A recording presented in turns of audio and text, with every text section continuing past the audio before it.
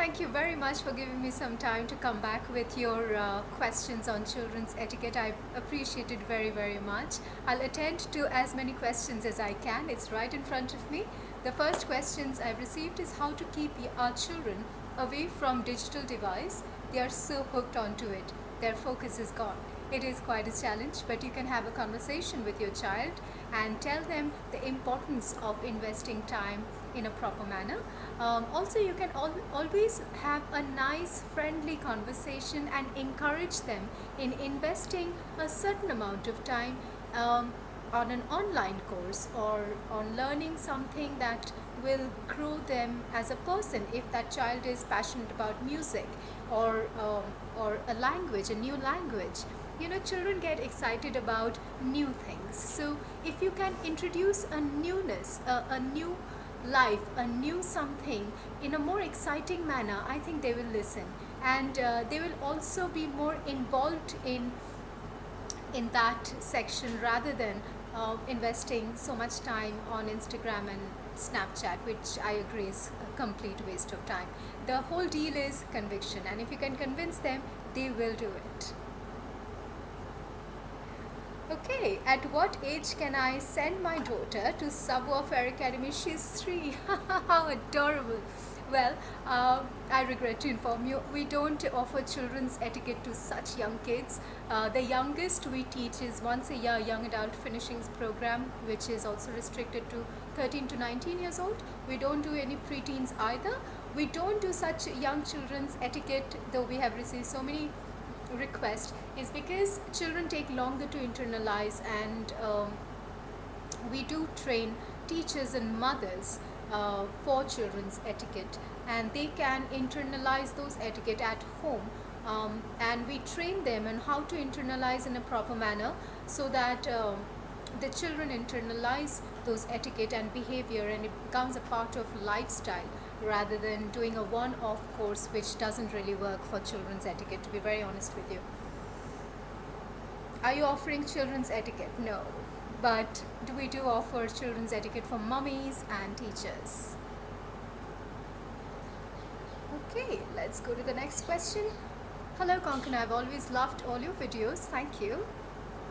I had a specific request. How do you recommend dealing with people commenting on kids? This might be an acquaintance saying, "Oh, your 3 years old daughter has grown so tall. She must be the tallest in class." Or something like, "Oh, your kids eat so much. My kid never eats this much." I usually used to ignore and brush these things off, but the same person making constant repetitive comparative statements sometimes does irritate. How inconsiderate. You know what? If I were you, I would have a mom-to-mom talk, or take the parents aside. Don't have this conversation in front of your child, because you obviously don't want your children to hear certain comparison statement. Have a mother-to-mother conversation, take her aside, and just have a approachable yet firm talk that these kind of statements we do not make in front of our children. And also I would encourage you as a mother not to have this kind of statements in front of your child. I understand that certain people can make these comments, and I think it is quite inconsiderate, but again, I would request you to have these conversations. Definitely don't brush it off for too long, but do not have it in front of your children. Have it one-on-one. Invite her over for a cup of tea and say, "Hey, I needed to talk to you about something." How obtuse, anyway. How to teach children about death? Fantastic question. Very good question. You know, it's easier than we may think. Let's not make death a demise, a sad demise. If we can have this conversation in a more cozy, comfortable environment with the child, with the help of the child's father or the grandparents involved, then maybe I think a child will be more responsive towards a very natural thing in life called death. However, I understand that as a parent, it can be quite daunting and quite emotionally exasperating to have that talk about such a sensitive matter called death. I would also say that have that conversation when a sudden situation arises like that, rather than having it all of a sudden. You can prepare yourself for having this conversation. Make it a comforting conversation rather than a sad conversation. Children um, respond to comfortable statement, comforting situation, comfort way of request better than sternness, than stern behavior, or any kind of communication which is slightly threatening or slightly discomforting for children, basically. So the whole idea is make it a very comforting conversation, and just have a conversation making it a statement that it is a part of life and everybody experience it, and it's also sometimes a very happy one. Okay, children's etiquette. What else? How to be ladylike without intimidation. That's not a children's etiquette question, but I'll answer your question. If you're a lady, you don't intimidate. If somebody is intimidated by you, then it's an etiquette faux pas. So the first thing about etiquette is making the other person feel very, very comfortable in your presence. Even if you do not like that person, even if that person has not been very kind and gracious to you, you don't have to. Two wrongs don't make it right. So be a lady, never be intimidating. All right. I'm just saying if there is any other very, very important question. When I see my child is not giving respect to elders and is short-tempered, then what should I do? You set the rules at home. You have to have a firm conversation, yet an approachable conversation with your child, saying that respect, consideration, and honesty is a part of principles of etiquette, and that's how you have to set the boundaries around the home. And also children, even teenagers, see their parents and they adopt their mannerism. So you are the brand ambassador there.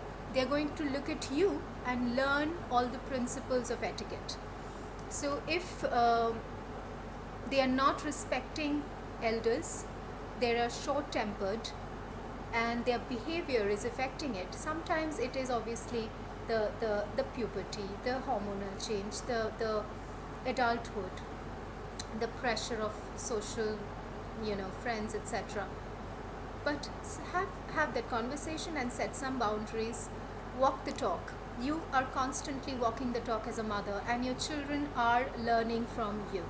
Trust you me.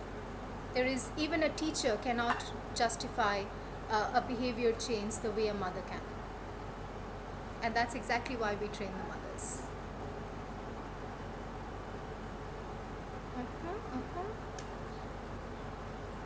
I'm just checking. Okay, all right. Thank you very much. There was just one more question, I think. My teenage daughter is always rebelling, locking doors with friends, only boyfriend problem under psychiatrist sessions. That can be quite tricky, but again, as a mother, you set the rules, and as a mother, you walk the talk of etiquette and mannerism. Certain behaviors will not be accepted, and you have to have a beautiful conversation with your daughter as a friend. Don't rebel, she will rebel even more. Have a considerate and conversation with empathy, with love. Try to put yourself in her shoes and understand that she herself is struggling. That age is very, very tricky. We have all been through it. So yes, try and put yourself in her shoes and do a consideration, respect, honesty, principles of etiquette. Talk to a counselor. Try and do a few sessions with the counselor. She needs to be completely convinced that